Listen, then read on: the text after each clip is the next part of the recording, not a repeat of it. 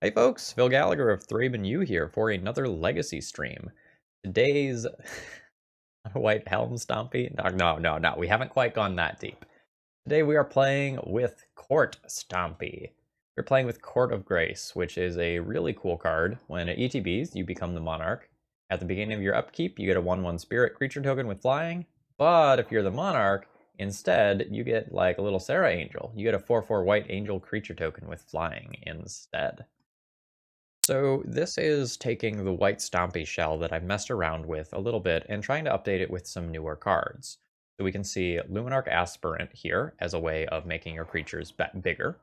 You see Archon of Emeria as a generic hate bear, and this thing is really powerful if you accelerate it out quickly, and its results in Vintage really tend to show that off.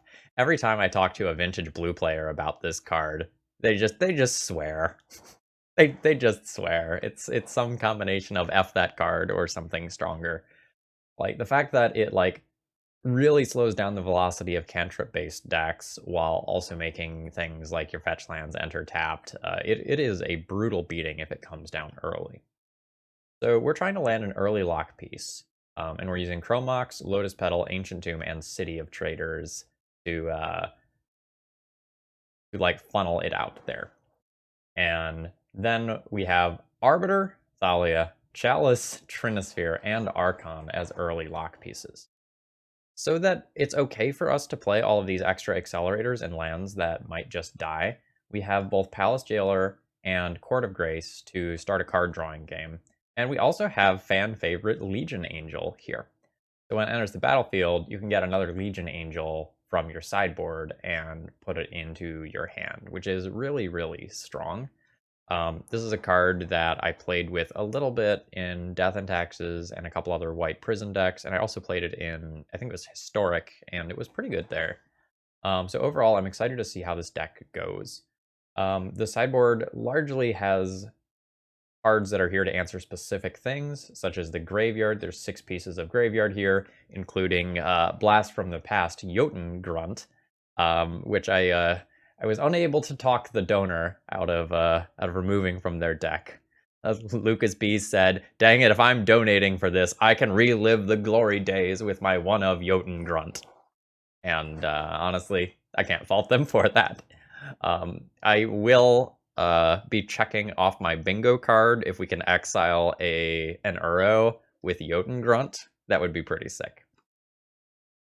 We have Winds of Abandon and Council's Judgment as additional removal for creatures, and then we have a handful of things to just shore up fair matchups for times where we want to be boarding out Chalice and Trinisphere. We have a Mirran Crusader, another Court of Grace, and an Umezawa's Jitte to round things out here. We have a whole bunch of planes, so our mana base should be stable-ish, and since we're not trying to like squeeze the full value out of like a set of 4 City of Traders, I think our mana base will be a little bit better than the mana base of a white Eldrazi deck. We are not trying to cast colorless. Let me rephrase that. We are not trying to cast cards which require colorless mana. And so I think the mana base for this deck will be pretty good. All right, let's see how this goes. Is there a way to donate for an idea and you make the deck list? Because that doesn't sound so horrible.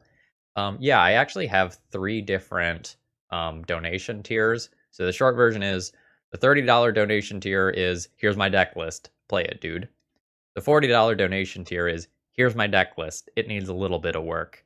And then the $50 donation tier is all right, so I have this idea, but I don't know how to make it work. You make the deck list. So yes, that is an option that exists. Without Stoneforge, is Jitte a reasonable card? Oh yeah, absolutely. So old man legacy story time. Back in the day, we used to play Umezawa's Jitte to fight Umezawa's Jitte because the legend rule used to make them blow each other up. And Jitte has a history of being played as a fair one of. Not so much these days, but in the past, it was a great thing to just throw in your sideboard as a one of to help you out with fair matchups. If you are a creature-heavy deck, even if you're not tutoring it up, it's a reasonable sideboard choice. A lot of times the white decks that look like this struggle a little bit with Delver, so having something in the sideboard that can be a source of life gain and removal simultaneously is totally legit. All right, let's jump into some matches and see how it goes. For those of you watching on the YouTube end, please consider throwing me a like before the video gets started. It's one of the biggest predictors of success for my videos.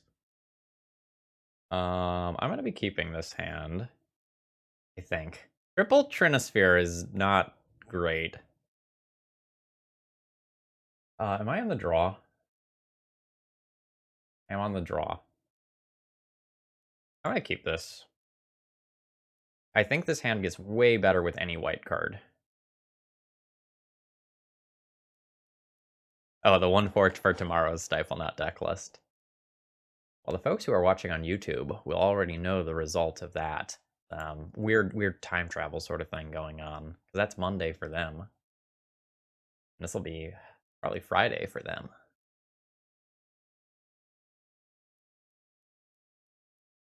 Whoa.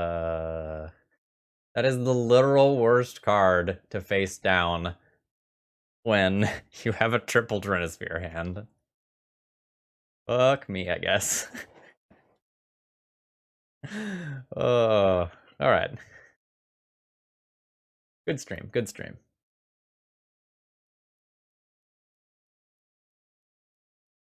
Also not a white card.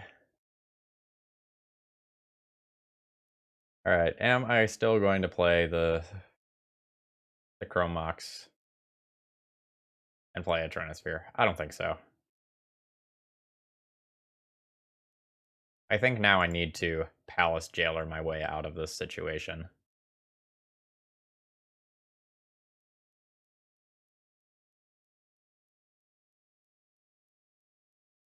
Oh yeah, like if the die roll's different and we lead on, turn 1 Trinisphere against an Aether Vial deck, that's totally fine.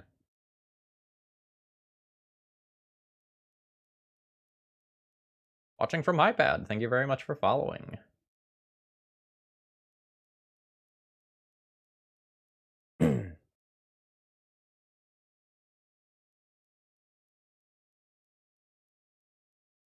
So this is this play right here is not without risk, and I accept that. But we need to become the pretty princess. Damn, damn. Belchmaster, thank you very much for the continued support. Also, yeah, 3 years is insane. By the way, I just recorded with your donation deck list, so that will be on YouTube later this week.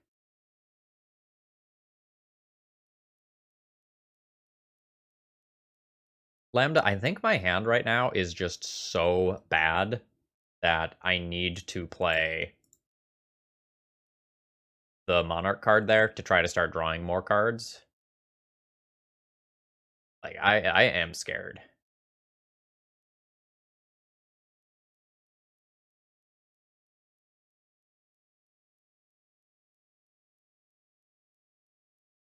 Like, the ideal world for Palace Jailer is I play it, I take out, like, a Merfolk or something like that, and then I, like, become the Monarch, draw a card, keep board advantage, yada, yada, yada, yada. But I think when I have 4 dead cards in hand, I don't get to play the patient game.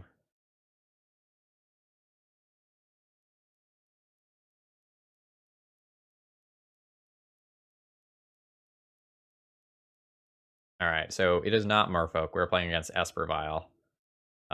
In which case the long game is not going to favor me unless I become the pretty princess.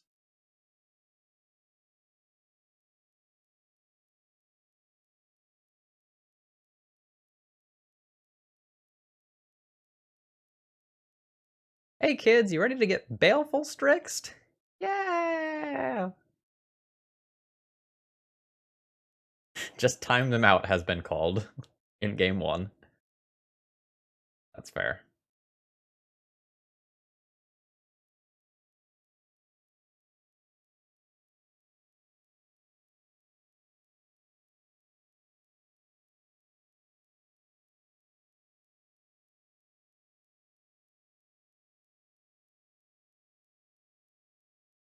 Yeah, I mean, in all serious talk, if you are playing in a large competitive event for high stakes, you should definitely try to time out Espervile. But when I'm making content for the YouTubes,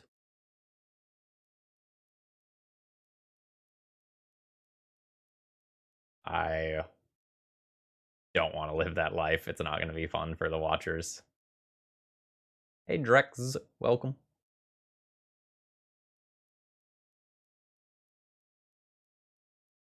No, I don't tend to do viewer matches, but thank you for the offer. Best of luck in your league or whatever you're playing.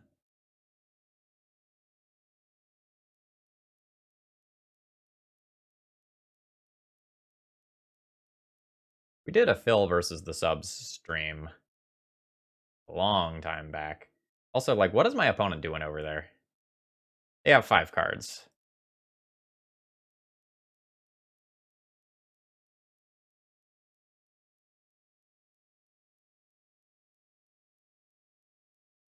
Like, is this actually going to be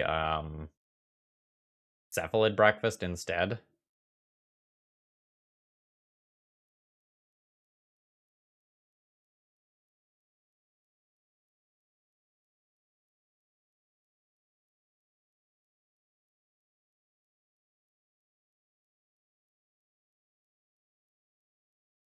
I only get one spell a turn due to my Archon.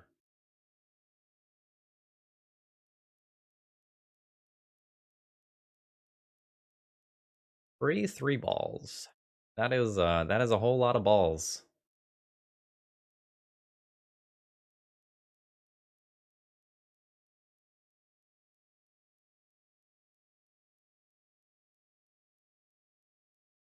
Not. I don't want to kill my opponent until I figure out what they're doing, if possible. This is a very strange pattern. Like 9 balls. That is a lot.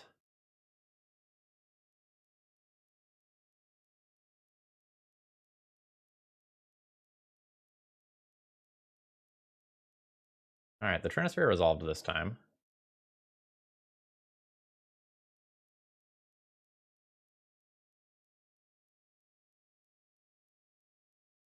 I think now that I can make another land drop next turn and end up back on the same amount of mana, I'm okay with just deploying a Plains here.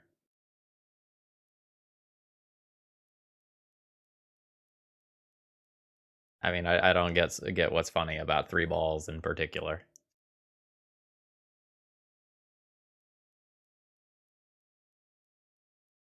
Explain it to me using diagrams.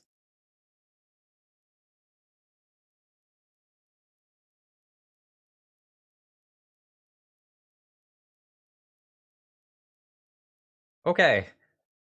What's happening? J-Dom, press 1 if you're okay.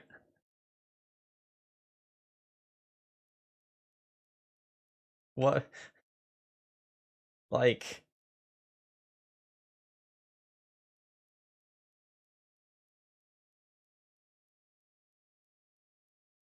Uh...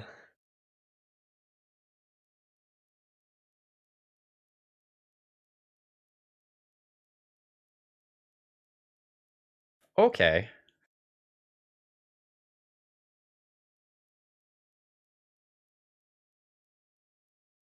A 100% of the time I'm boarding in Containment Priest.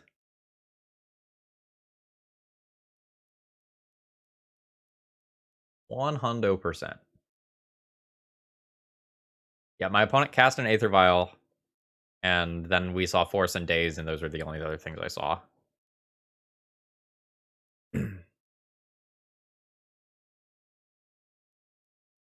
Yeah, it was a Vial, a Daze, a Force pitching a Daze, and they died, and we saw Esper lands.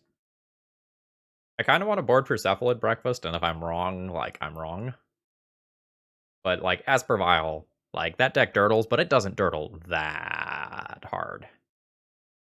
I think I'm going to go ahead and bring in my Graveyard Hate.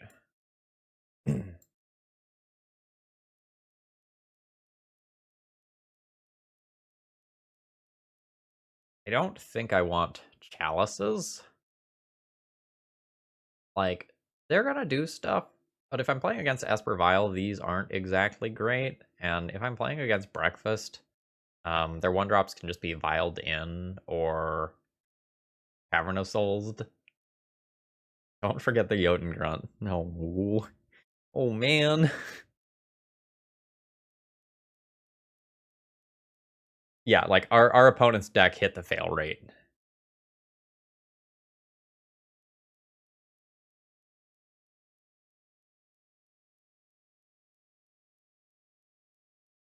I don't think I'm supposed to bring in the Jotun Grunt versus this deck, though, right? Because, like, I care about exiling the graveyard for that one big turn. I don't care about the incremental over time. Like, Jotun Grunt is a grind card.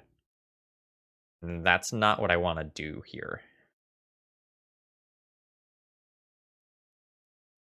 Probably board down a 4-drop. Maybe let's board down 1 Chord of Grace. And actually, let's board down 2 Chord of Grace, and then play the Council's Judgment so I can hit a True Name Nemesis from their sideboard plan.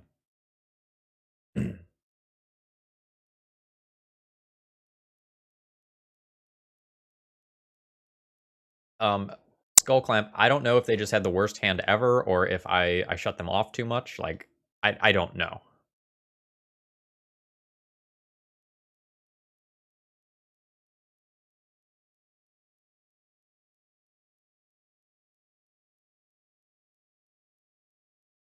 Well, the Mox does require you to pitch a card, right? So the Mox gets worse on mulligans.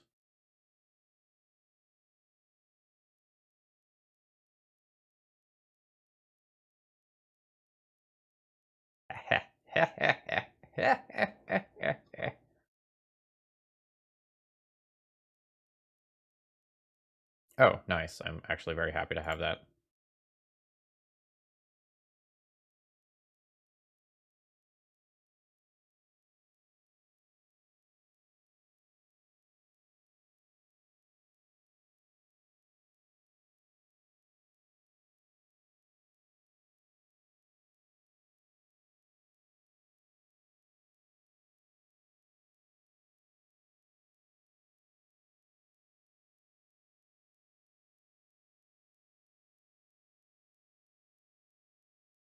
I think Containment Priest is the most important thing in this turn cycle.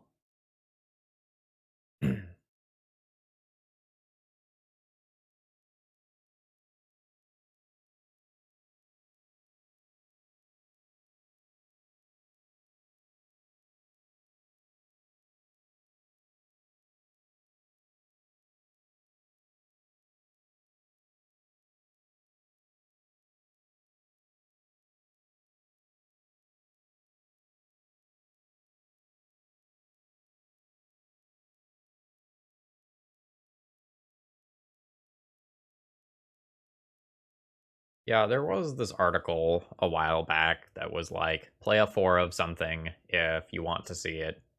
Yeah, there's an Archamoeba. Play a 4 of something if you want to see it every game, and it's a critical part of your plan. Play a 3 of something if you want to see it at some point in a game. Play a 2 of something, you know, if it's fine if you see something and it's fine if you don't. And play a 1 of if you want to have access to it via tutoring or if you need it really late in the end game. And that article has some nice general heuristics for that sort of stuff, but you should not take it as gospel.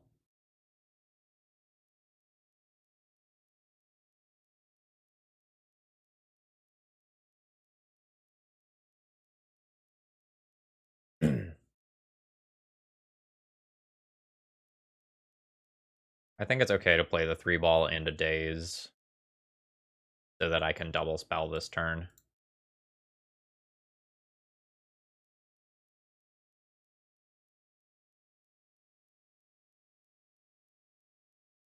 Like, if one of my opponent's 2 remaining cards is a Daze, I'm good with this.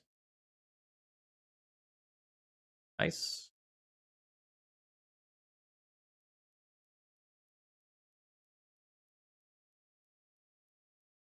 You call shenanigans on the prison. I have a Trinisphere in play. There is a 3-ball. Last game we had three balls. Feel like I'm doing my due diligence here.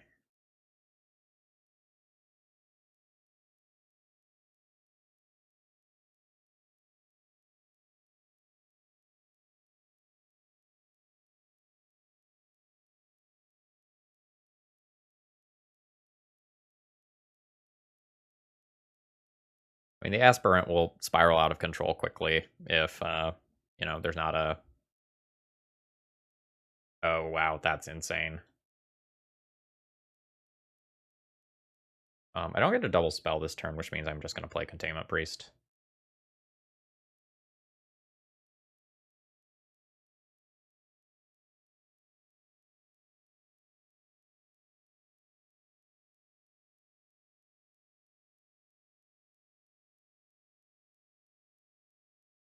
Oh god, Luminarch Aspirant is so good in Vintage. Like, holy shit. Like, it is a fine Legacy card. But in Vintage, it is stupid. Getting your Archon of Emeria outside of bolt range is, like, just so nuts.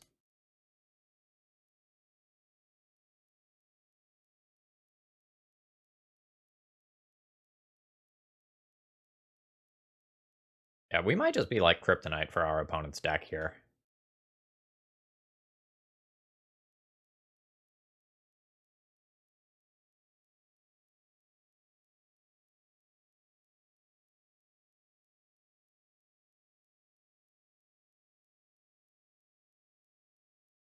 Yep. Yep.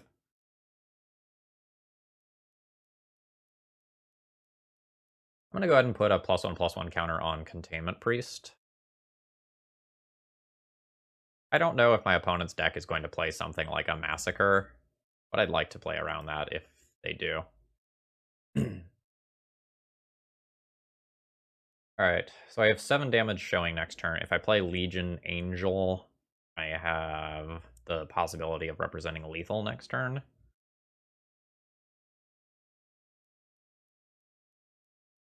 I have 2, 3, 4, 5. Oh no, I can just do both.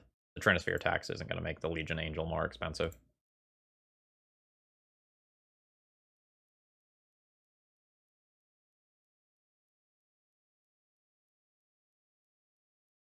No, the only thing opponent has shown us is a Narcomoeba that pitched a Force of Will. That's the only way that I know what deck they are actually playing.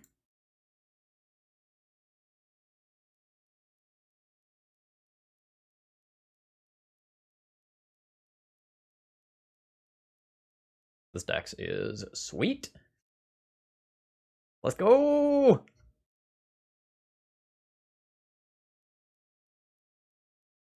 Quad. So Dodge Joe, under more normal circumstances, our opponent should be doing unfair combo things. They are just not currently doing unfair combo things. Like, I have 3 different cards, shutting them down a little bit.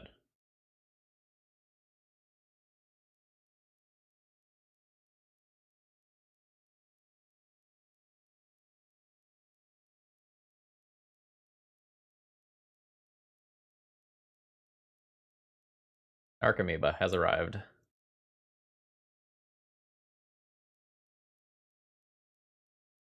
The name of the deck is Cephalid Breakfast. It's a self-mill deck.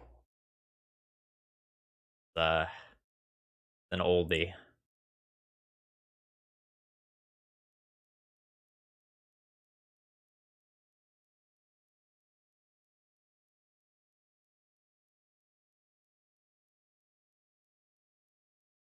Wait, hold on. I need to do the timing the other way here, don't I? Play Legion Angel first.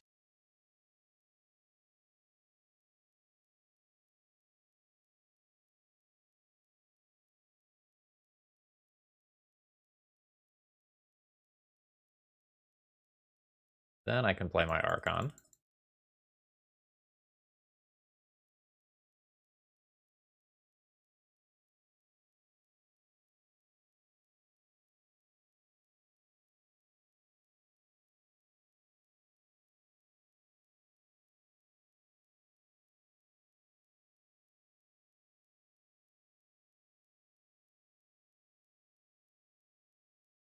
Yeah, so you can use zero-cost equipment, such as Shuko,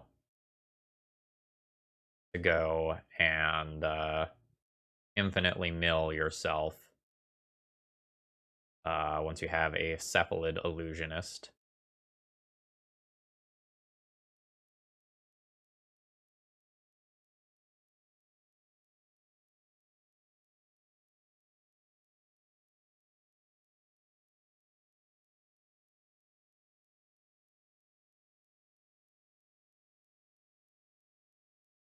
So now my opponent needs to answer the Rest in Peace and the Trinisphere somehow in one card.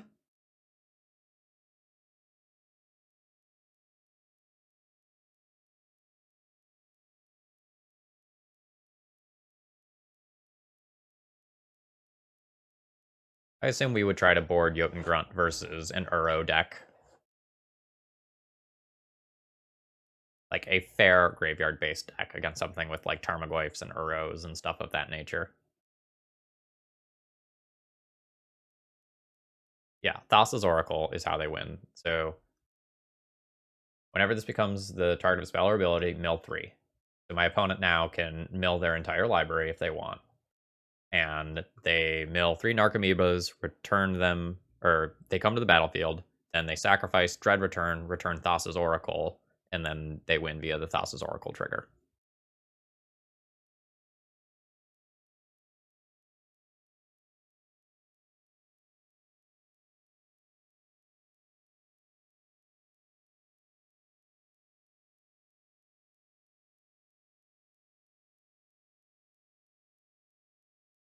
But I have a pretty diverse assortment of threats here.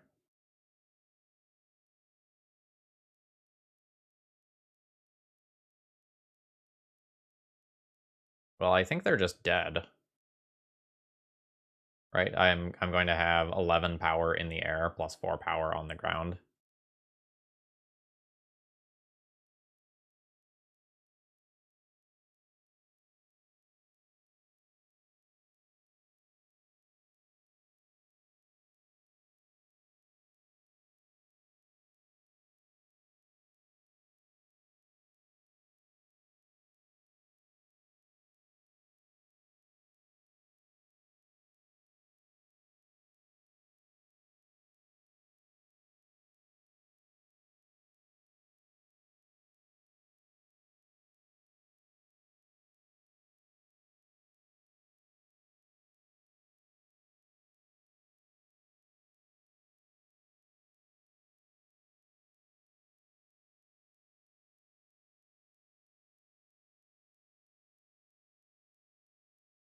Okay, so this keeps them alive at 1.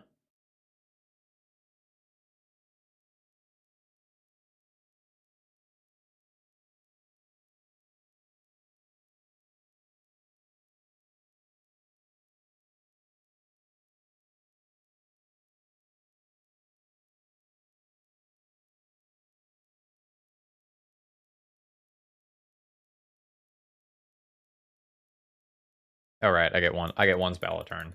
I mean, this is the one that I wanted, so like that's fine. But Archon of Emeria is a symmetrical hate bear.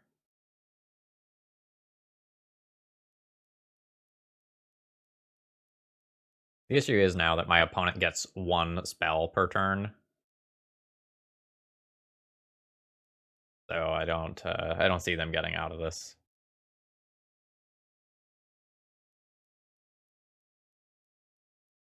All right, my opening hand is honestly pretty great.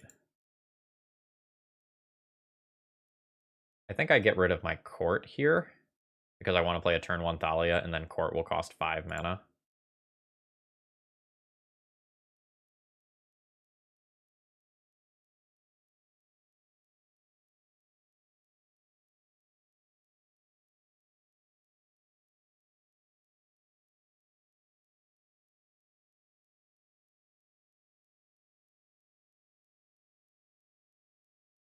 Oh, nice.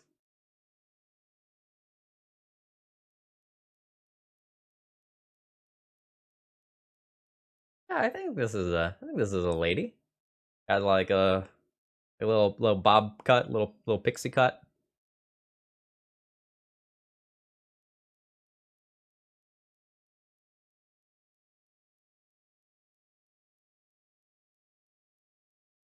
Is this what bullying looks like?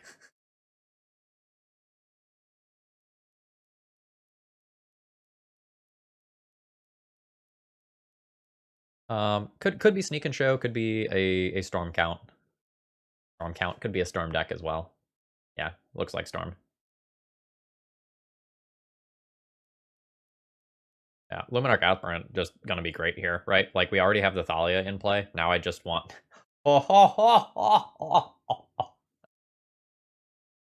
Gives me. Gives me. Oh, thank God this card is unplayable, or our opponent would be dead. Oh, I mean, what? Not dead? How does that work?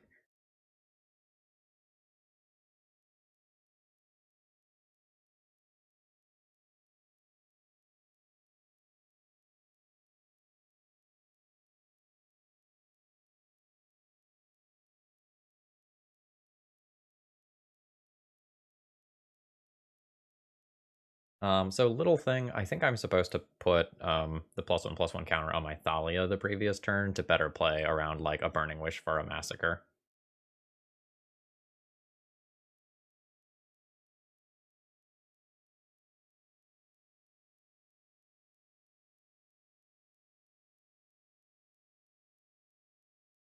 We're kind of pre-boarded for this deck, if I'm being honest. Like, I might do some small substitutions. Rest in Peace is but like, Jailer is not particularly good.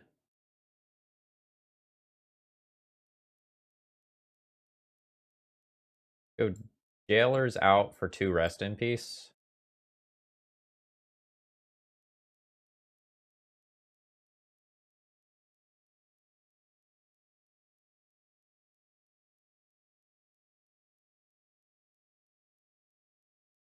Council's Judgment and Mirren Crusader are not crazy.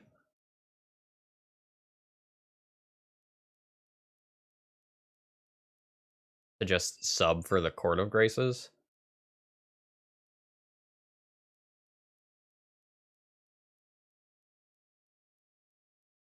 I think Jitte is going to be bad with like my Thalias and Trinispheres being things that I prioritize over it. Jitte's for like fair creature to creature fights. All right, so I have to weigh the card draw of Court of Grace versus just having one more thing that clocks my opponent. I think with the Aspirants in the deck, I don't have to be super worried about clocking. I think I'm going to submit this as is and see how it feels.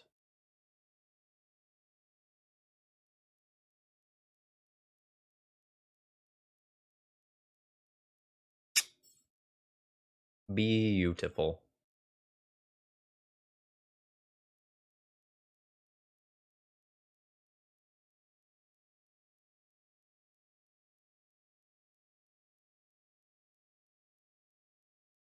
Like, the real question with this hand is just, like, what do I play on turn 1? Because, like, both of these are incredible turn 1 plays that do different things in the matchup. Leonin Arbiter is better the sooner it gets down, because it stops fetch lands, but it's much harder to win through a Thalia than it is to win through a Leonin Arbiter.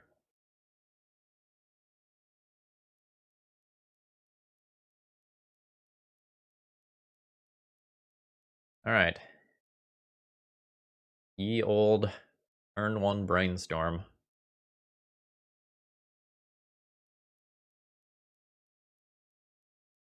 Yeah, Josh. So the 2 big draws of Arbiter are that it makes it easier to cast Trinisphere on turn 2, and that it shuts down both opposing fetch lands and opposing search effects.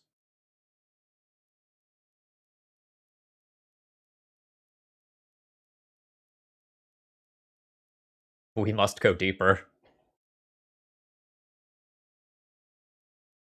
I wonder if I'm just going to get, like, goblins to here.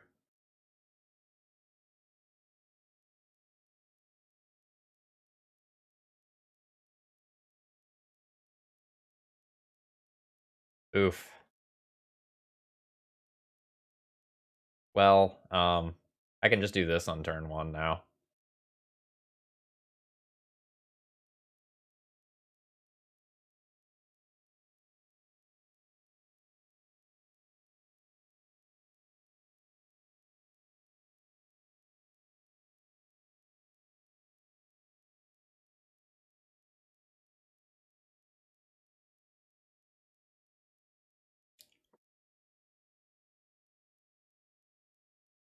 I'm going to be keeping this hand. I think my opponent recently played some sort of like a Lurin list with veteran explorers in it.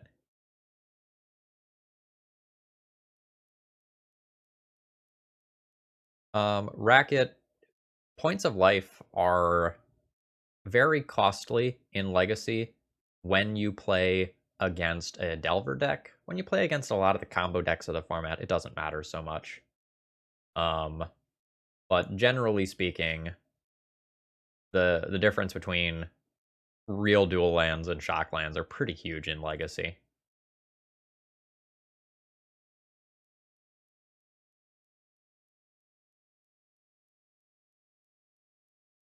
Lord Darkview, yes, this hand is exceptionally fair. Yeah, good luck hitting the first time at least, opponent. But I like that I have Arbiter that shuts down searching, and Trinisphere is still pretty good against Alurin. Alurin allows you to ignore the base cost, but it doesn't allow you to ignore the upgraded cost of Trinisphere. Skyclave Apparition is a good name from our opponent here.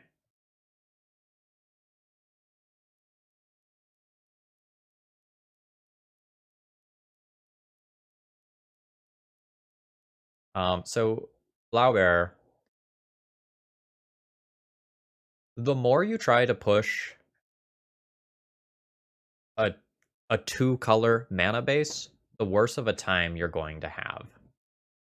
So this is, oh fuck, that's really good.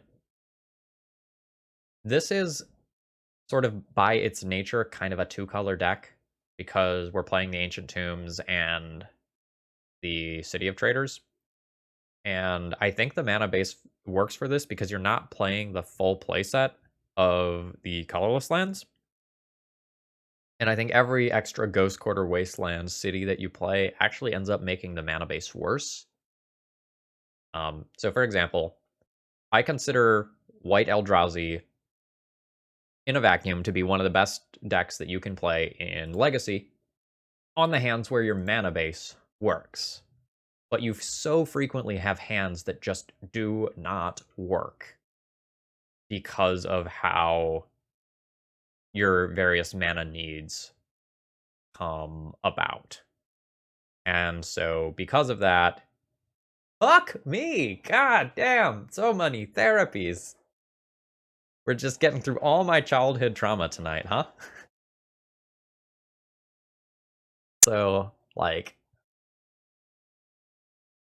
because you're trying to stretch so much out of a lot of these chalice plus a color mana bases, like, the harder you push them, the more often you trip over your own cards.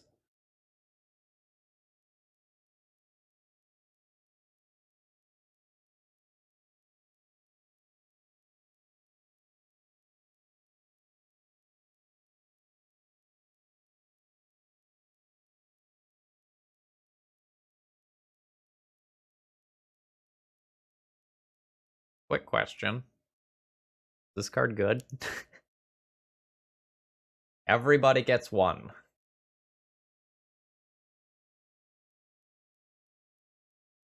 Yeah, like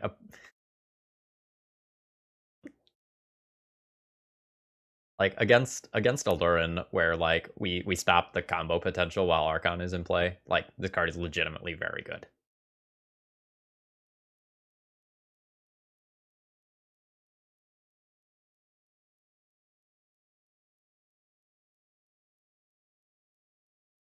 Yeah, that's all 4 therapies. Let's draw court, baby. Dang it.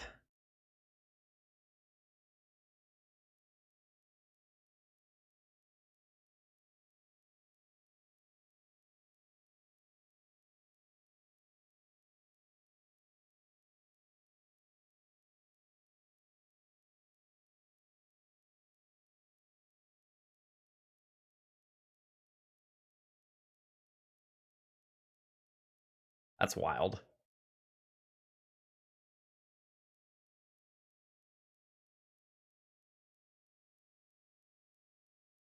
They're gonna get... Oh, okay. Well, they know what they want. You get a recruiter.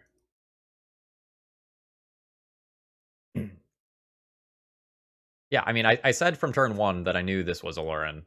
Bryant and I played against this player last week.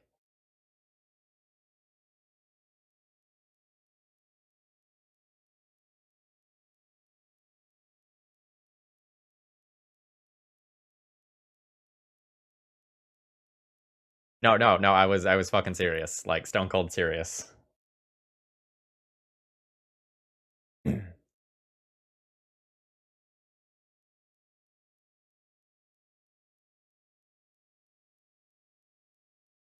That's why I kept my hand that had, like, the Search Hate and the Trinisphere. Oh, Baron. Actually, that's not good, is it? You Baron and bounce my Archon, and I will just recast it.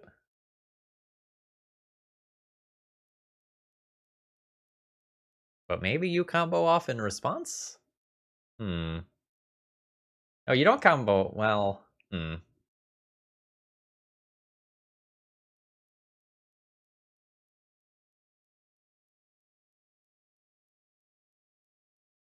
Awkward.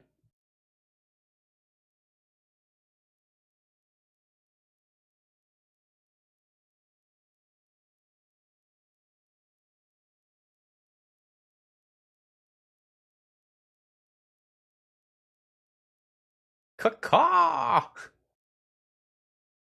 Alright.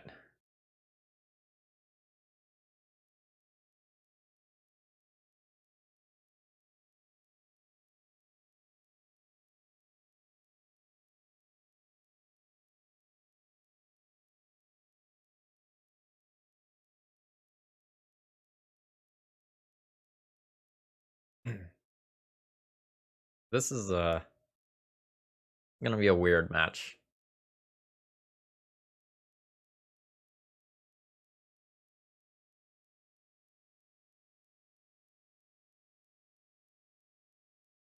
Not bad. Not good. But it's a relevant... Well, a potentially relevant card.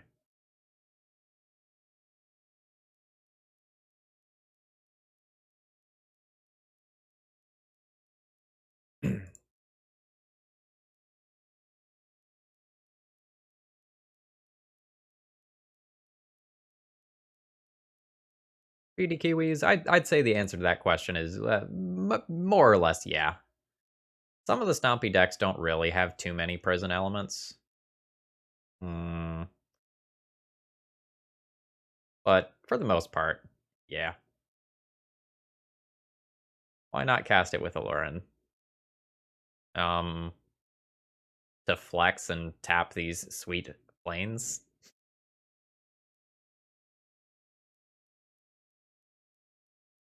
I don't know. Like, I probably should have just cast it with Alurin.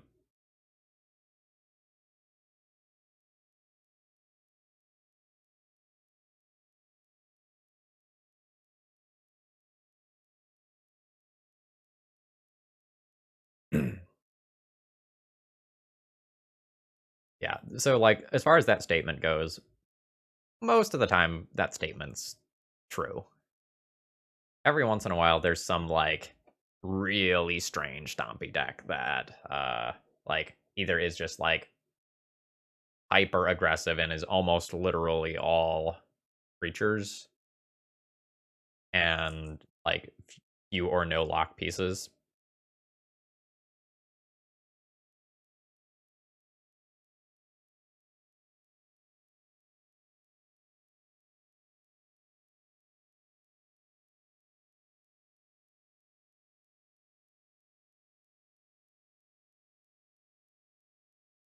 In Legacy, so many lands.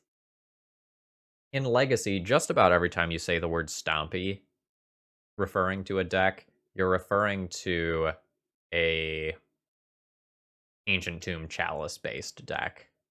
And so by Legacy standards, there's at least a light prison element to most builds that have Stompy in their name. Kind of a sad game of back and forth. My opponent drew like too many therapies and no gas, and I drew too many lands.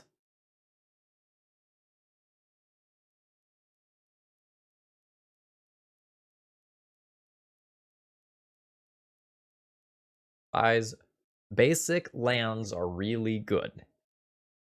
I know there's this tendency to want to get more value out of the mana base, but these lands right here, they don't deal me any damage. They're not wastelandable. They're not blood moonable, back to basicsable. Yu-Gi-Oh! Heart of the Cards, Skyclave Apparition! Damn.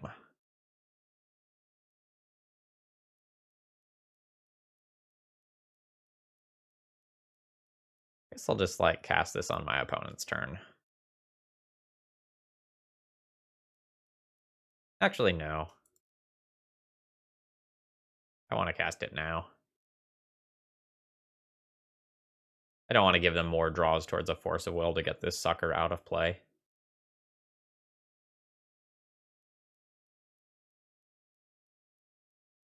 Alright, so here's the thing. We draw a Legion Angel, right? Then we play 3 angels in one turn. We tell Uro to go shove it.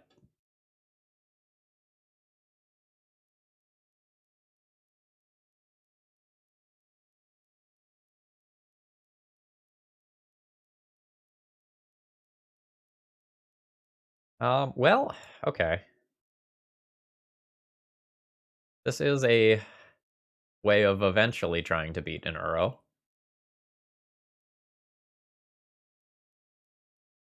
Requires me to make the biggest of booty birds.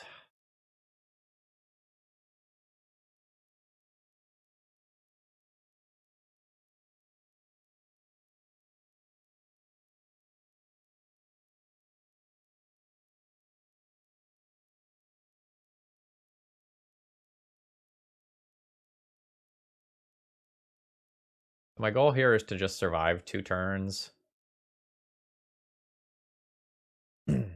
Maybe 3, get Archon up to 7 toughness. Without dying to a Lurin.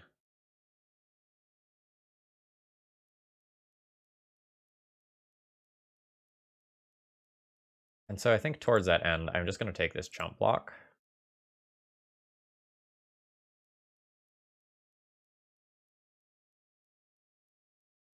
Like, I could throw everything in front of the Uro, but my opponent has enough cards in graveyard to just bring it back.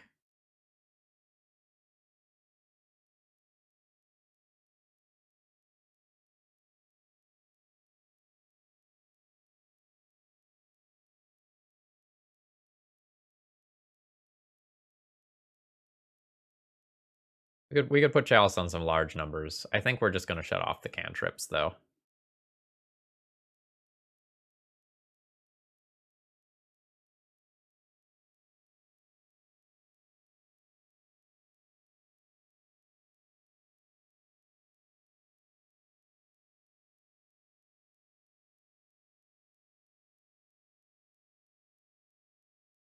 I think there's too much blowback if I set Chalice on a non-1 number.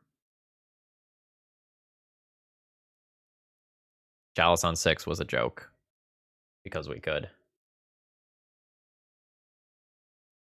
So last turn I wanted to at least, like, bluff the fact that I might, like, gang block the Uro.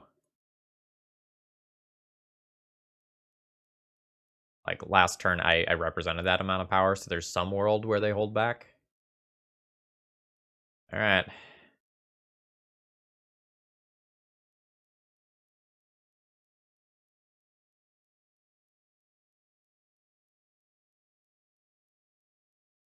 Alright, I think I can go ahead and comfortably concede here. Alright. Now the Jotun Grunt can come in. Jotun Grunt can come play. So we'll take Jotun Grunt, rest in peace, rest in peace. Mirren Crusader. Council's Judgment. Winds is okay. The Overload can be quite good later on.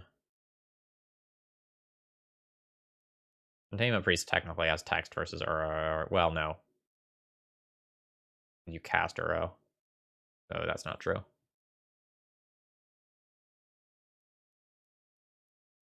We'll think about wins in Jitte. Yeah, Alurin casts. I don't think I want to be playing Chalice.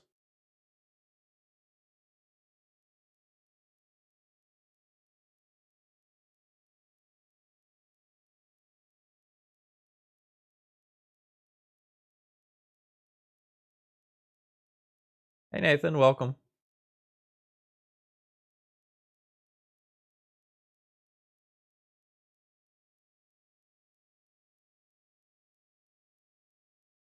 How do I feel about the courts? Courts are okay. Like when I'm making 4/4s specifically, they look pretty hot.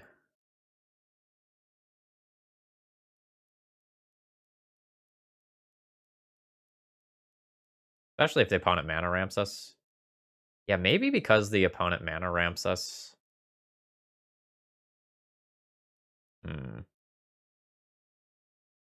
Alright, sounds good, Nathan.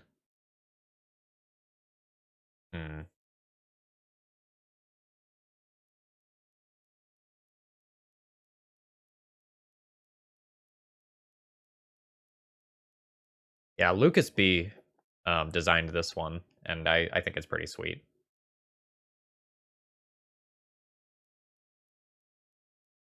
Yeah, sure.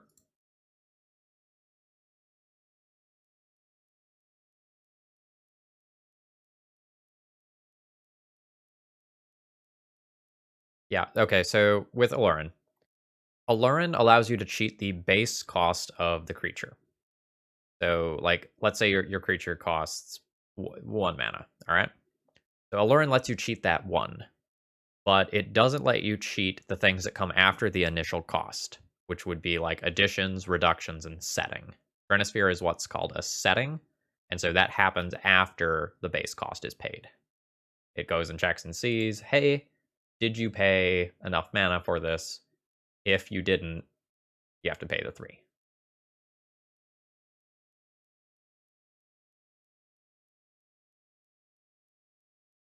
Also, I'm just saying, if my opponent were to Cabal Therapy a Leonin Arbiter here, I would be fucked. Oh, don't do it. Do not do it.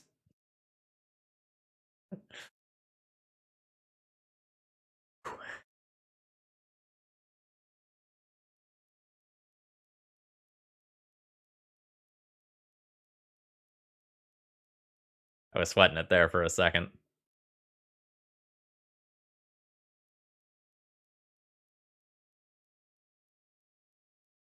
I don't think I would have basically ever have named Leonin Arbiter there, though, right?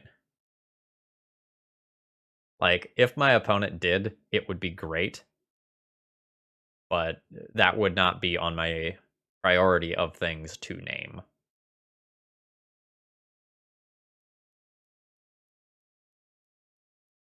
Also, combo.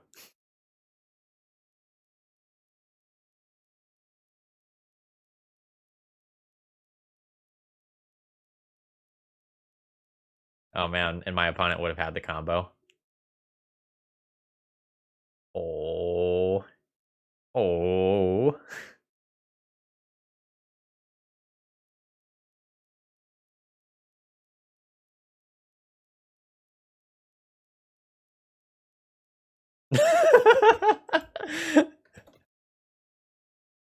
My opponent has just said, I can't read.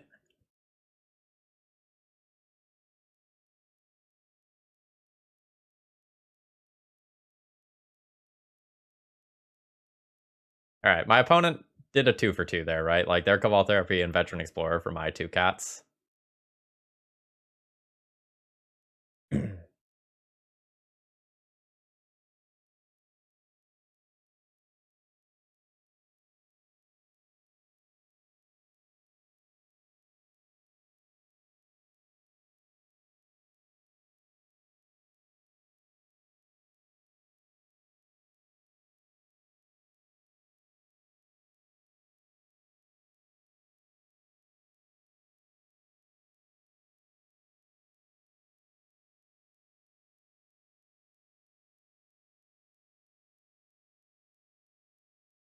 Alright, goddammit, get in there, Jotun Grunt. Get in there!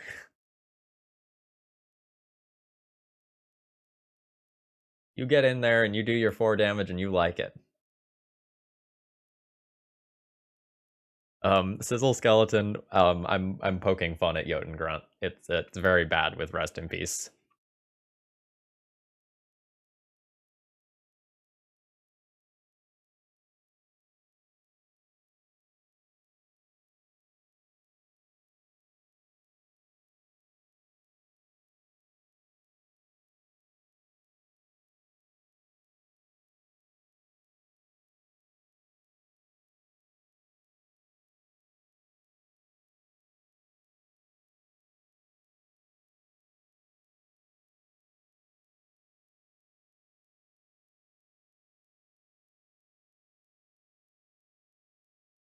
Jotun Grunt has done 4 damage.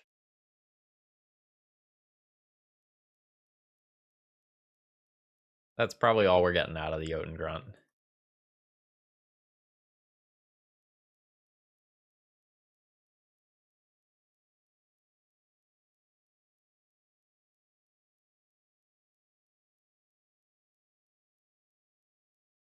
It's like a price of progress, yeah. Sure is.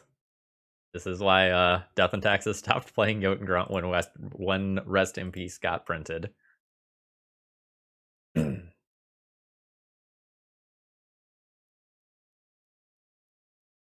Now what we need is our Lurus, and then we bring the Jotun Grunt back.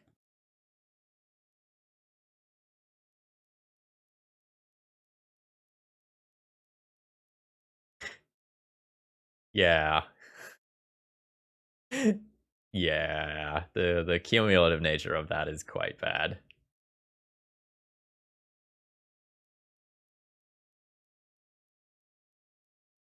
Honesty Jones, because it's cumulative upkeep, I have to pay that cost twice. So I need to pay 2 cards from a graveyard twice.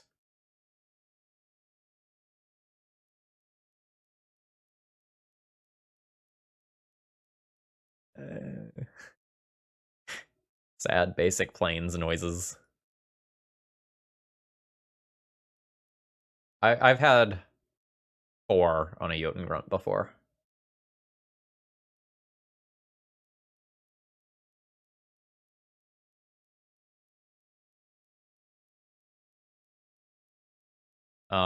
What more commonly used to happen though was like 1 or 2 counters would be put on it, and then you'd flicker wisp it out and reset the counters.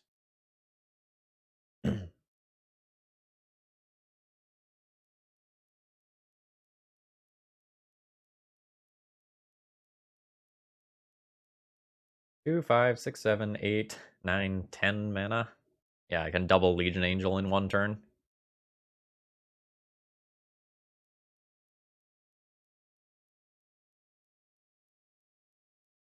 Skyclave Apparition is a good name here.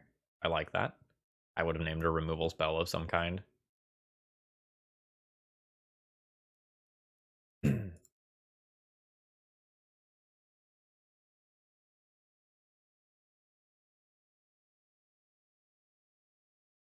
So this is probably going to be a game of screw beats flood. Like, when my opponent gets another land or 2, I am in big trouble.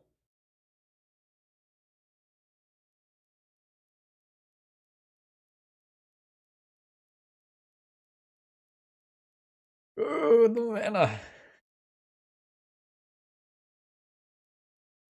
He'd like an Entreat the Angels.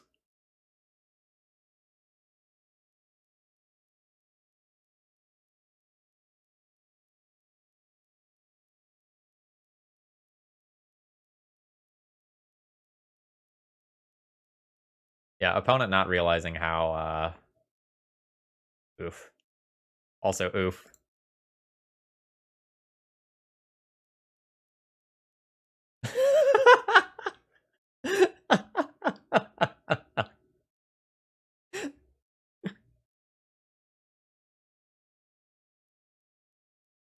I don't remember if I said this aloud yet, but opponent said, now this is pod racing.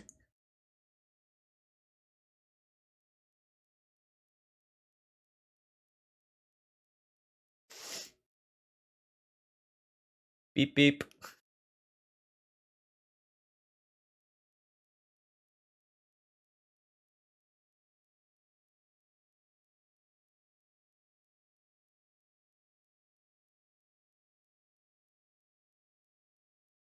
Okay, opponent found another land.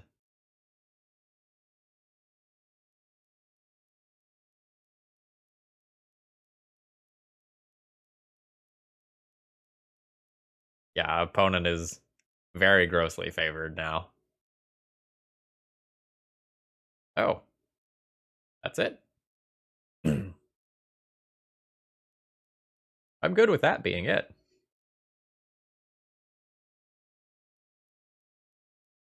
I thought, like, the haymakers were just going to start this turn.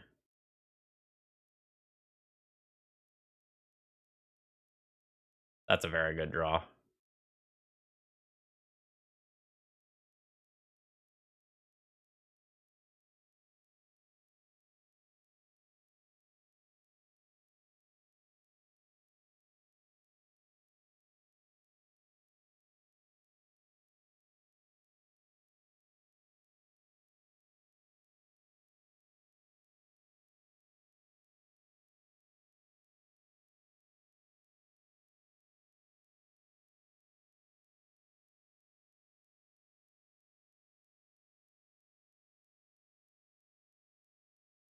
No, no, I absolutely need this power in play. I need to finish this game.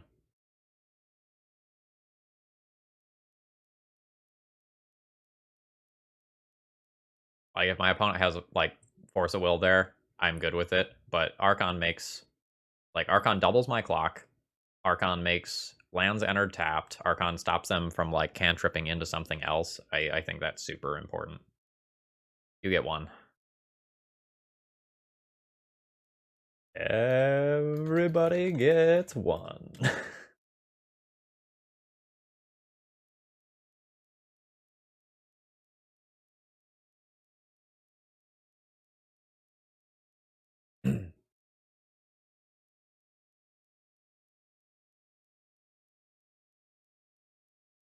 The Archon doesn't get to attack here, but that's okay.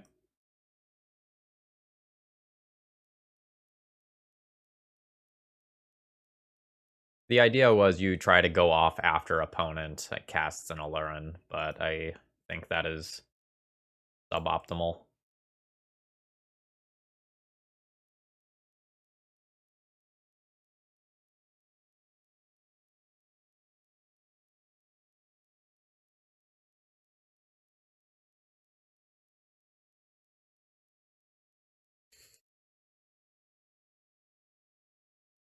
Yeah, Archon's ability here coming in clutch. Oh, no. No.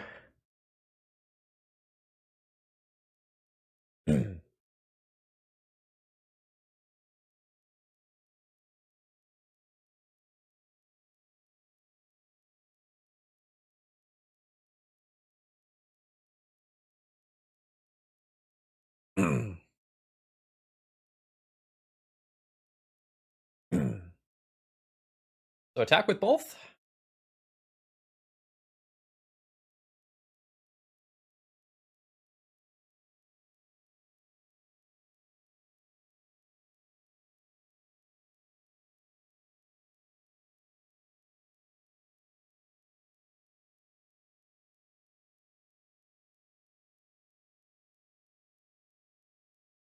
No. No.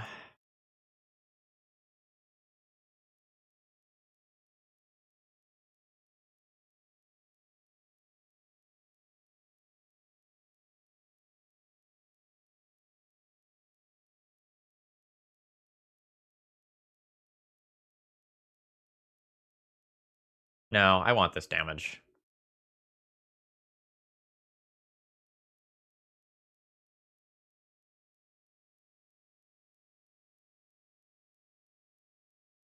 So the thing that both does here is that it still forces them to crack the deed on my combat step, but it means that their fetch land is not live at any point this game, making future brainstorms and ponders worse, and making it so that an Aluren is hard to cast with a Thalia in play.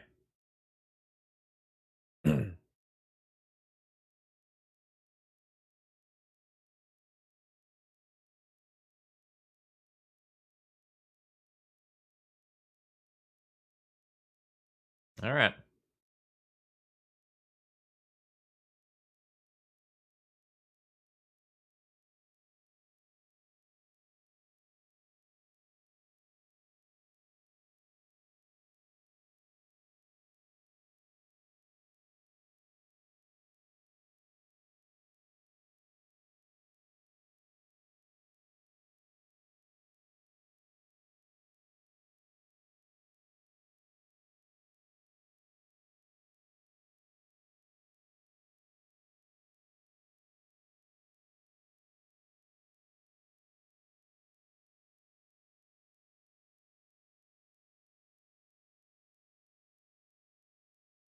I could probably sit here and think for a long time about the advantages of putting that counter in each place, but I'm not going to do that. I'm just going to put one on Aspirant. Make it so that it's easier for Aspirant to attack into a 2/2 body next turn.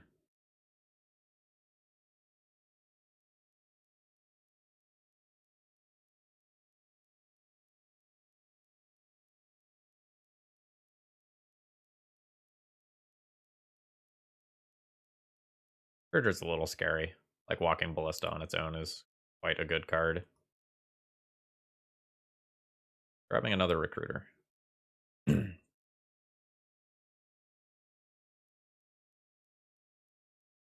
don't mind that.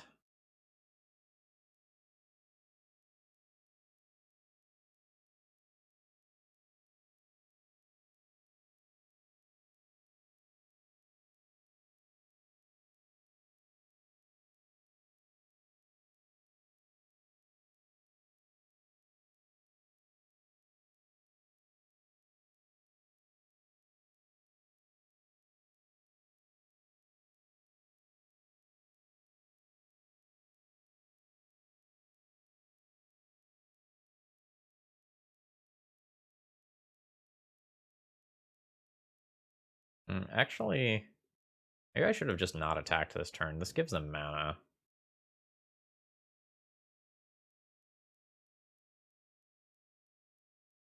Turns Allurin live, whereas it wasn't live before. Maybe that was a mistake.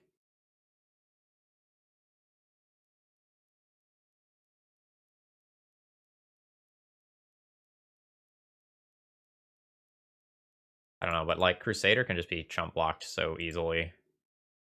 Like, I know they have Recruiter. No, maybe the attacks are still forced. Awkward if they have Allurin.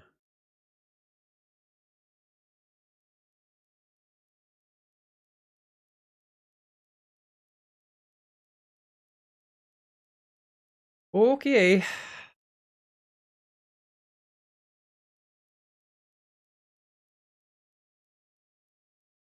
Actually, huh.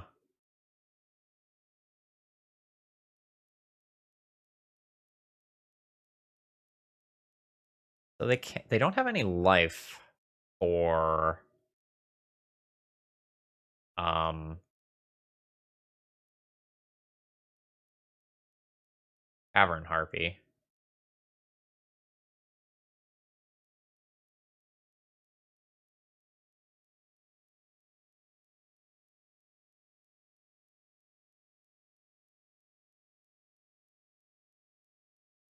So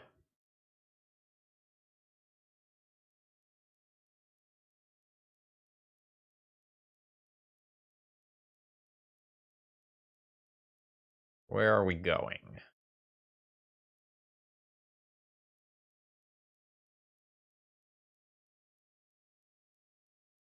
Okay, they can start with a Parasitic Strix, and then that gains them the initial life that they need to go off via Cavern Harpy. Okay, yep, alright. I will go ahead and concede to that. They've got it. What do you mean they don't have it? Sure looks like they have it. Like, I'm just dead here, right?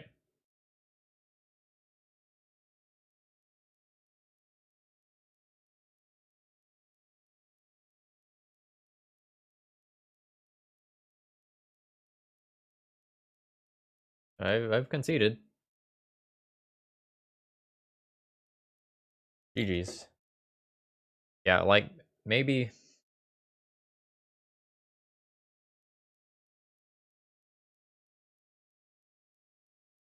Maybe if I don't attack in with my creatures and I try to keep my opponent off of 5 mana, I can win this, but... Like, I just play Crusader, I get no attacks on this turn, then I play Legion Angel and a couple more Legion Angels, and maybe I force lethal that turn if opponent doesn't draw lands for multiple turns. Yeah, I don't know. I'm gonna have to think about that one later. Eep.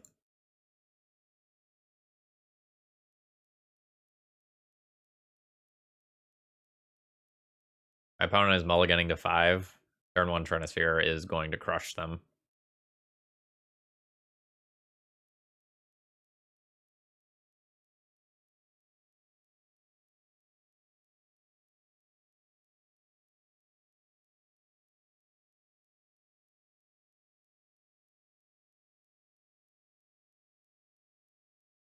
We're gonna make red with this Lotus Petal, you know, just to put on the show like we're Red Prison, in case opponent just concedes to the Trinisphere.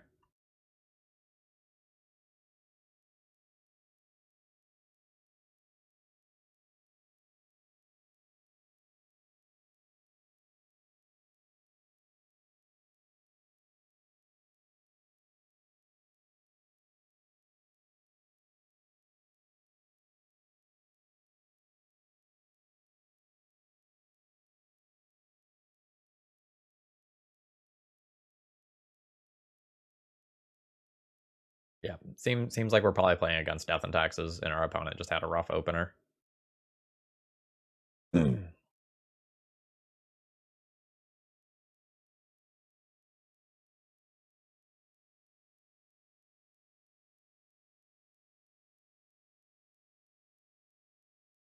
that's fine. If opponent is porting me, they're not doing anything with their own mana, and that means I'm staying ahead on board.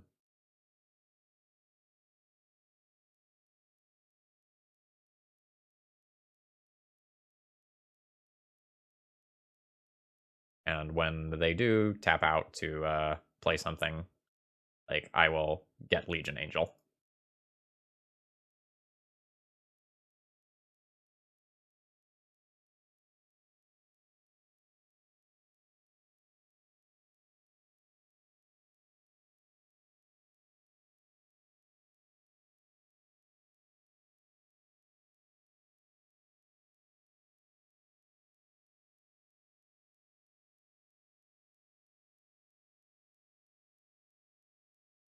Yeah, most of the combo decks and most of the fair blue decks really have a hard time with a turn 1 Trinisphere. But if you're playing something like Maverick, Death and Taxes, Red Prison, something like that, you have a much better chance of being able to, you know, fight through it.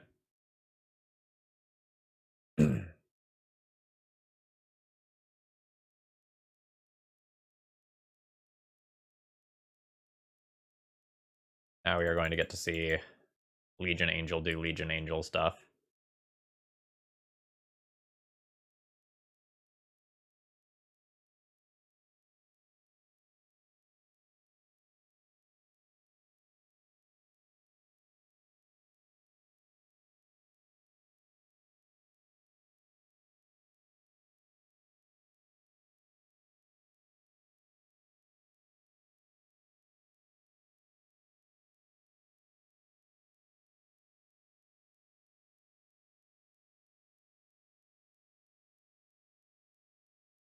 Sure.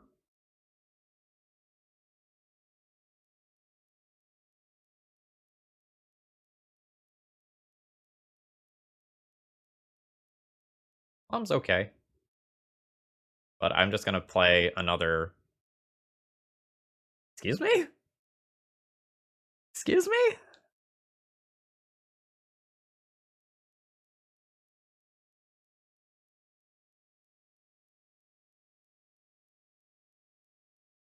Okay, sure.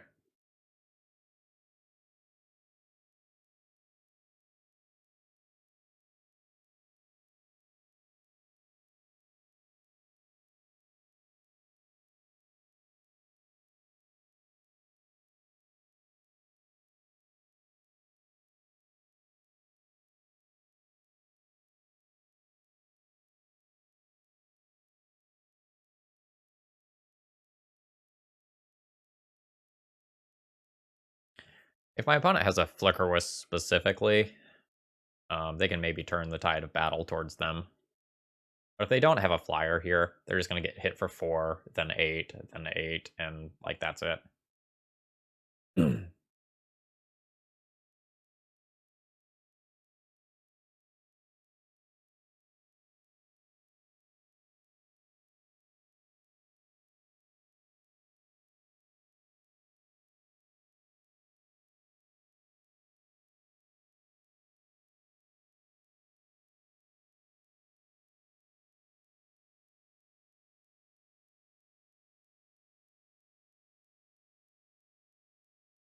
We're going to look in our sideboard just to scare our opponent.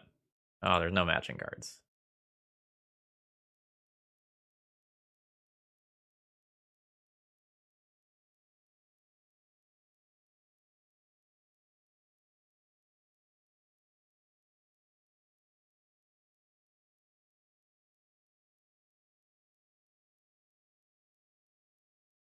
Opponent needs to find probably Flicker Whisper Recruiter this turn. Stoneforge might do it. I haven't mathed that out yet.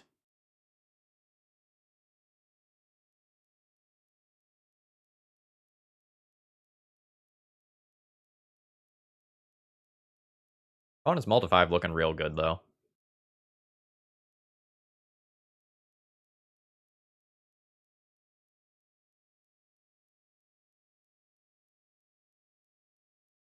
Okay, that's fair. Not great against me drawing a Caracas, though, which I think is a card that my opponent should assume is in my deck.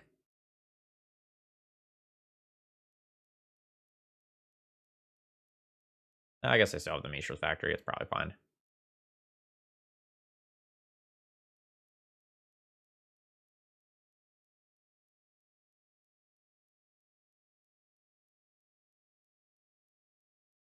Alright, let's fade the Flicker Wisp this turn.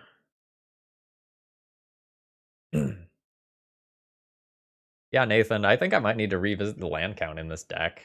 It sure feels like we have an awful lot of mana sources. Admittedly, like, I haven't become the Monarch very much yet.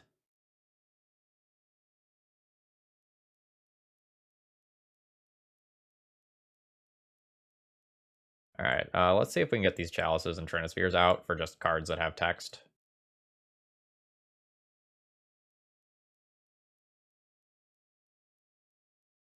Like, Fort, DJ,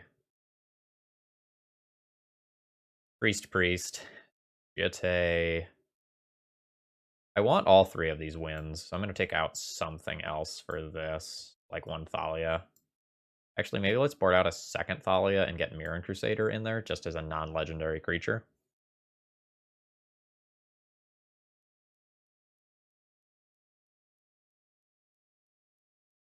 Yeah, that feels good. Oh no, we're currently paired against Death and Taxes, so you're just in time, Hackbert. Still got, I think, 2 rounds in us.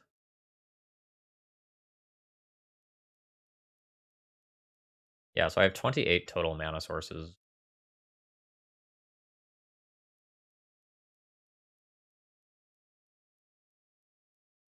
Nathan, do you know the numbers for Red Prison off the top of your head?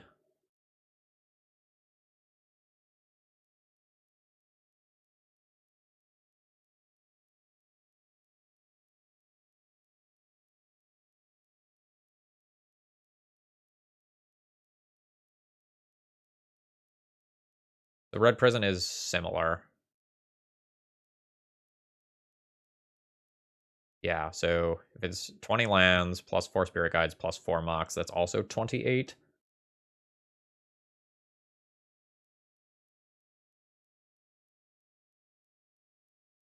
I don't know that Nathan is the Red Prison guy, but he's definitely one of the Red Prison guys. Like, when I think Red Prison, like, Basuda is probably the first name that comes to mind right now. But Zach Turgian was kind of the Red Prison guy for a long time, at least in my mind. And I talk with him a lot when I, like, really want to do a deep dive on the archetype.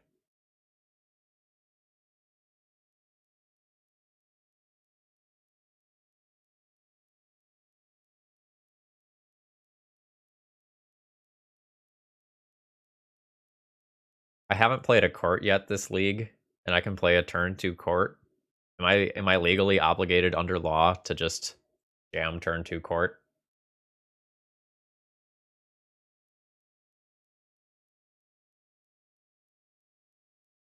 One person in Twitch chat told me to do it. I'm not responsible for my actions.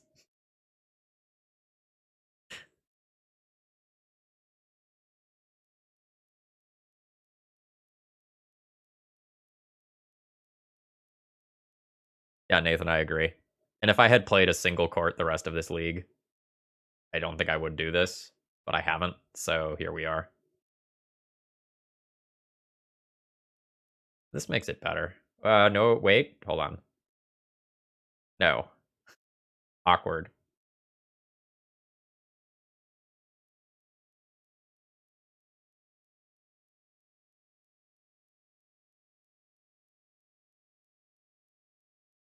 Fuck, that's like the worst 2-drop to draw. Yeah.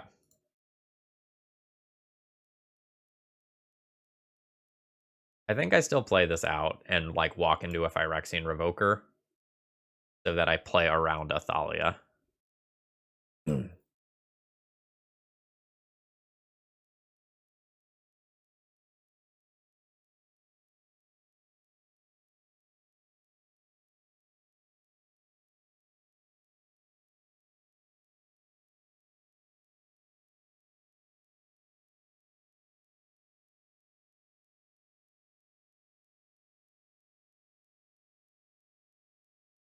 God, I want Lilia so bad.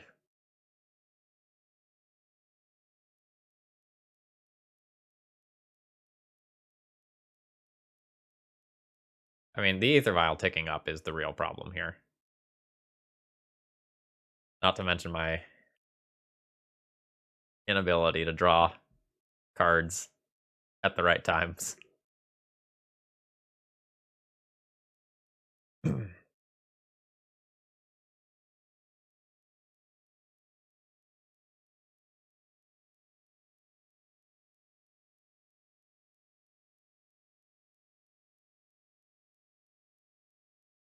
Also, if I kept this jank hand for the memes and then like actually don't get to like play the court all game, I will be legit sad.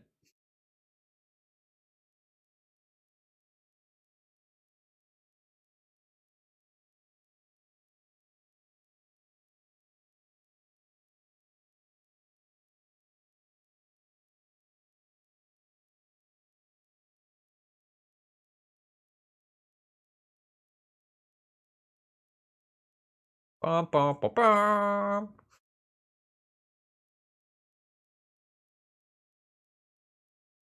Bum, bum, bum, bum, bum, bum, bum, bum, bum. Do, do, do, do, do, do, do, do, do, do, do, do, do.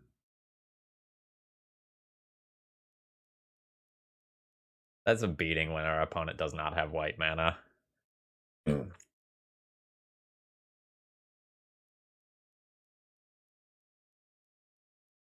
Yes, I believe this was a card from the previous Commander set, not the most recent one now. I know it's hard to keep up with all the Commander cards. There's a lot of Magic cards being printed. Is basically what I'm getting at here. Nice, nice. We'll overload that later. This is 4. 4. No Thalia in play. Oh, you're talking about Lilia. Yeah. Yes. Hell yeah.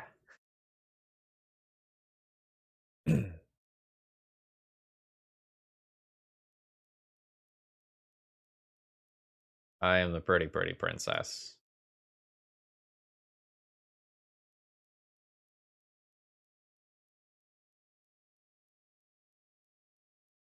I just get a 4/4 flyer every turn. Now, opponent can just draw like plain Swords to Plowshares and fuck my shit up. Nope.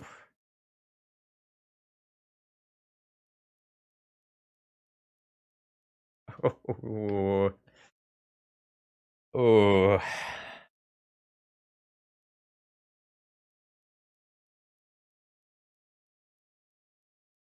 God, that's disgusting.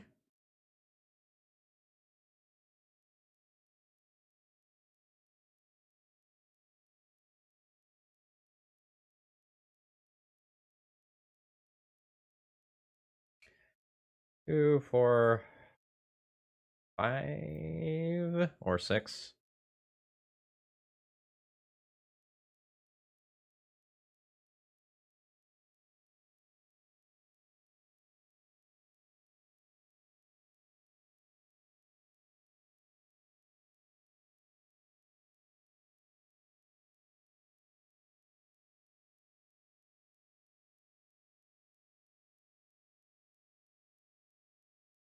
Yeah, that's fair. All right, we did the court thing. The court YOLO mulligan worked out because Containment Priest saved our asses.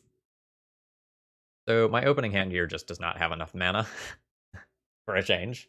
So I'm going to mulligan. And this hand's great. I'll be keeping this one.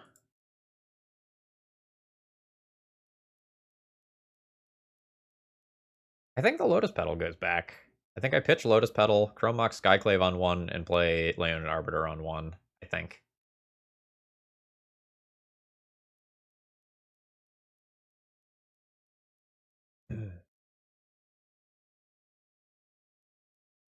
Ooh, so my opponent is mulliganing to 5, so maybe I want to 4? Maybe I want a Chalice instead of Arbiter.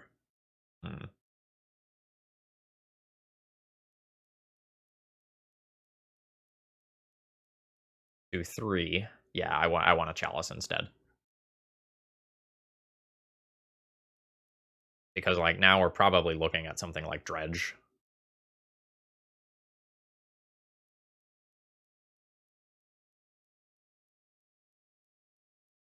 Rather than something that has fetch lands.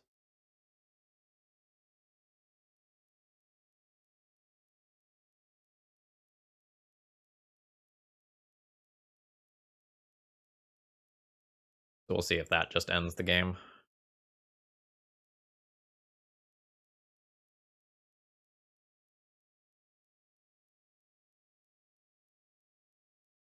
Oh. Land, shit.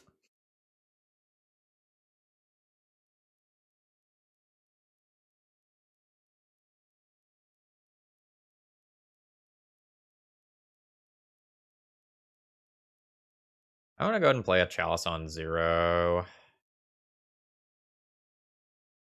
Our opponent is playing a Mystic Forge deck. I really want to have this in play before they can start doing their thing. This could just be 12 post, in which case playing this actively hurts me.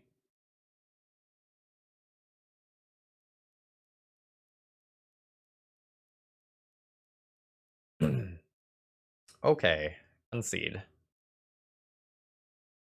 Hey Charbel, welcome. Good games. Very good games earlier. That was a super interesting match. Like, I am glad to have played that one.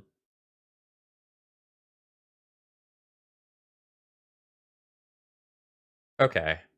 So we know our opponent's playing some sort of ramp deck, presumably maybe more on the combo-ish spectrum, but like it could just be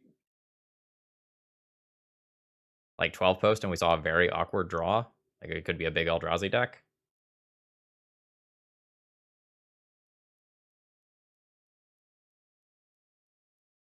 I legit don't know how to sideboard given what I saw.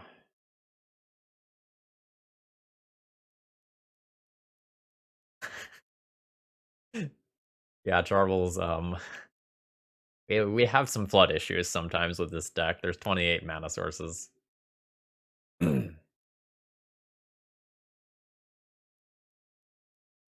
think I want the wins.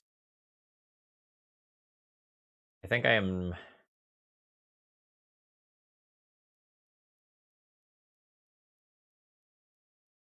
Eh.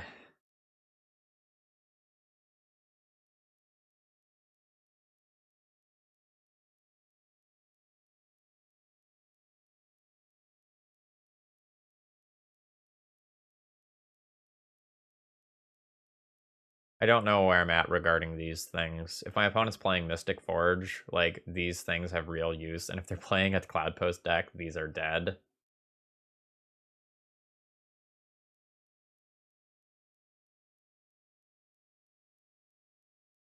My opponent did just concede to the Chalice on 0 when I only had a 2/2 clock in play. So, like, maybe we keep these in and just, like, board this stuff so I have additional interaction. Arbiter is probably not good.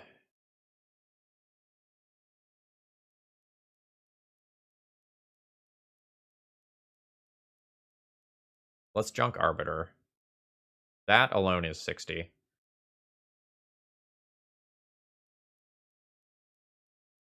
And given some of our flooding issues, I think I'm just gonna, like, trim a land for another court and call that good.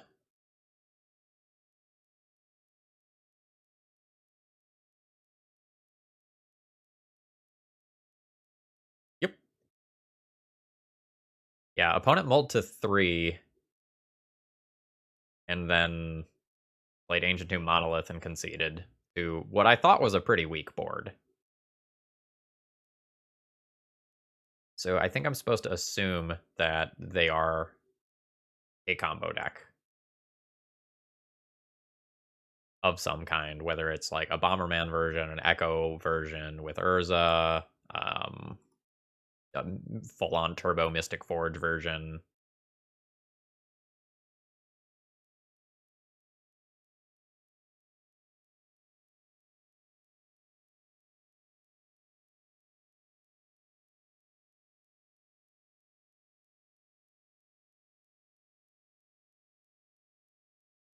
All right. Yes. Hey. Dead Horse, thank you very much for following. LED. LED Echo? LED Echo. Sure. My hand's still fine. What do you got?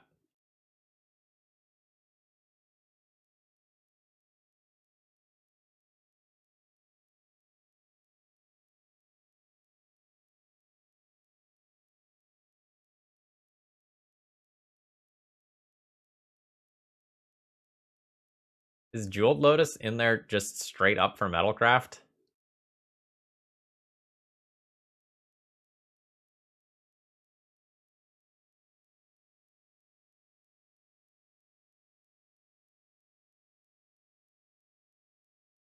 Right.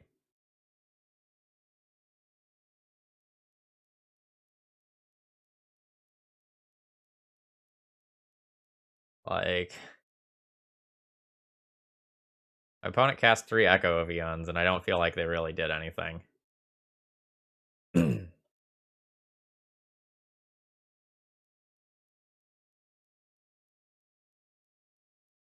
Yes, that was 3 Echo of Eons while we were chatting there.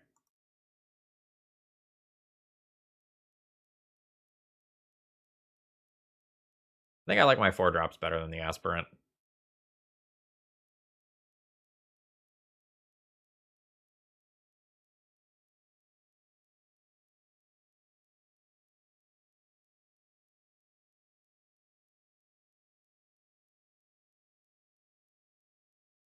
Cool. Enjoy your Jeweled Lotuses.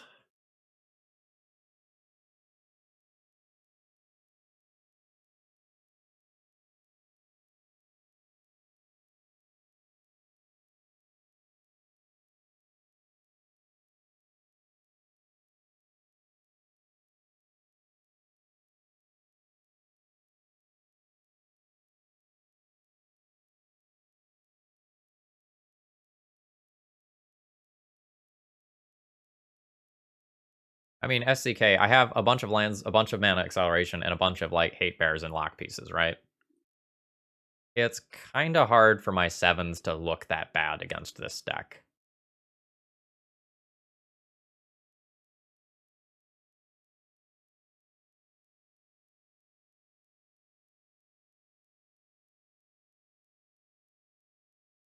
Okay. Yeah, like there's a Mystic Forge, but what's it doing?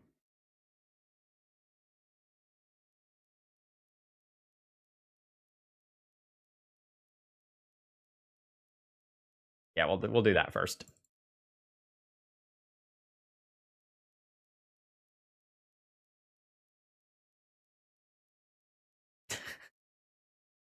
That's Jeweled Lotus. Yeah, that sure is.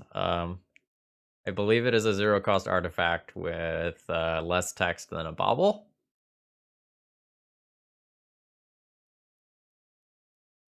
Not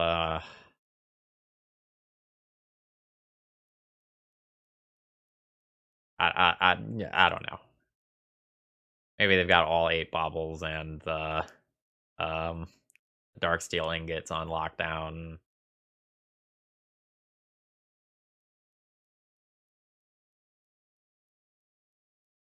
Shield sphere. Oh, but shield sphere can die to removal. Yeah, like I don't know.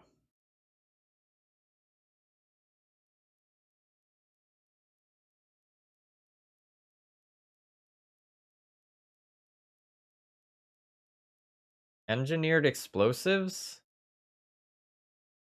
You're a colorless deck. Are you gonna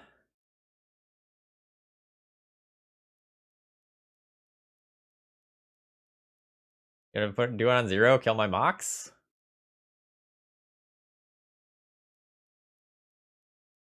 Like, I guess you have petals and stars and stuff to do it, but you're not getting it to 3.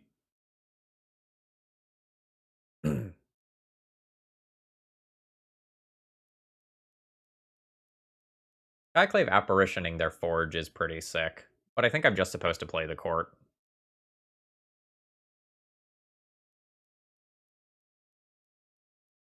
Like, the forge does not matter with Archon and Trinisphere in play.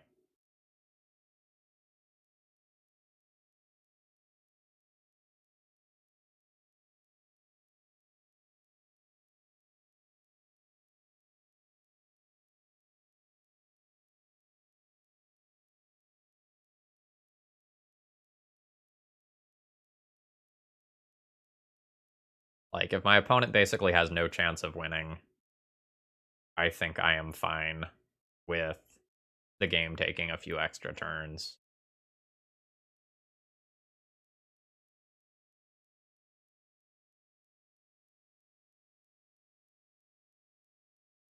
Lexi, we're still trying to work that out a little bit. I think my opponent is playing like as many 0-cost artifacts as is humanly possible.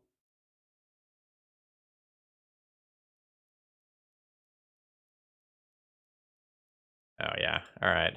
Let the stream of Sarah Avengers or Sarah Angels begin.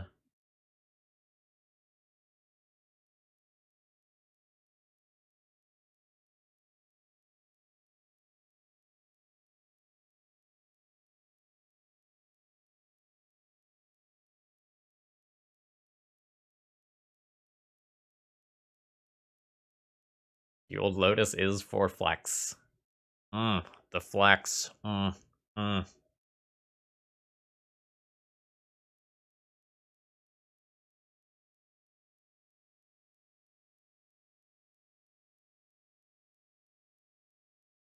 of Abandon is a sweet card. Just about every time I cast that card, I do disgusting things. Well, let me rephrase that. Every time I overload that card, it's just disgusting.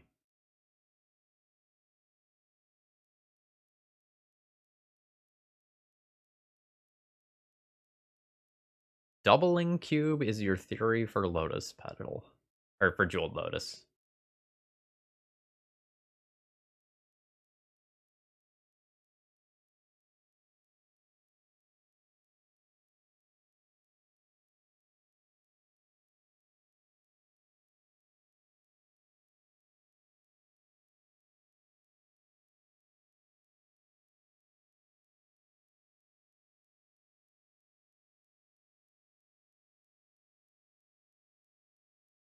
This is worth 2 life.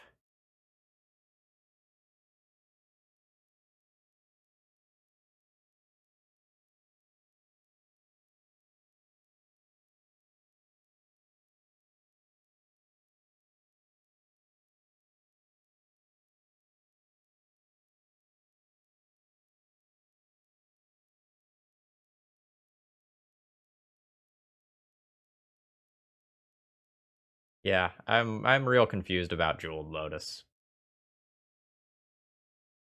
Alright, let's get this whole deck on this screen and do my debrief here. Alright, overall thoughts on the deck list. We went 4-1. We lost to Lurin, and that matchup was really hard, and I think our opponent played well. We had good tools for the matchup, but we could not quite get there. Ultimately, the overall shell here felt good. Like it was a bunch of powerful cards, and I would only make minimal adjustments to this before sending it through another league. I think I want to go down to 21 lands to fit one other card of some kind into the main deck.